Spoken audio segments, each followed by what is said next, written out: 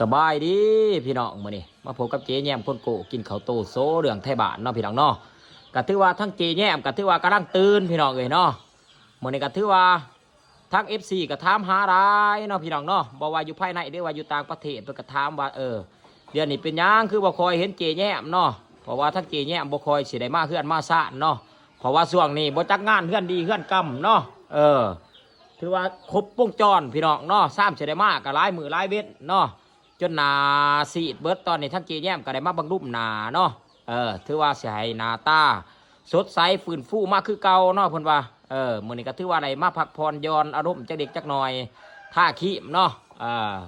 ถือว่าท่าขี้มท่าพอนหนาพอนขี้มจนบ่เข้ากันนั่นแหละพี่น้องเอ้ยเนาะระบบนี้ต้องใส่ขี้มล็อกอย่างเดียวจังสิหายเนาะ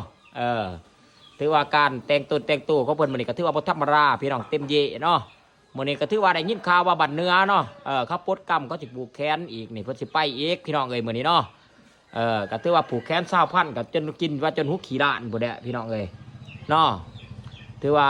แต่ว่ากินแต่ว่ามีเจแย้มเขาว่ากินก็กินเขาว่าให้ตูดเนาะสำหรับเจแย้มเนาะกินแต่เพราะว่าไปเป็นตัวตลกให้เขาเนาะ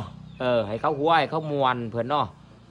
เพราะว่าจุดดีของเจแย้มก็มีหลายแต่ว่าจุดซัวอีกก็ร้ายอีกเนาะจุดสัวเนี่ยอะไรกินข้าวโต้แล้วไปโซ่เรื่องไทยบ้านบนเขาสิมาหายหัวบนเขาเสียหัวแขวออก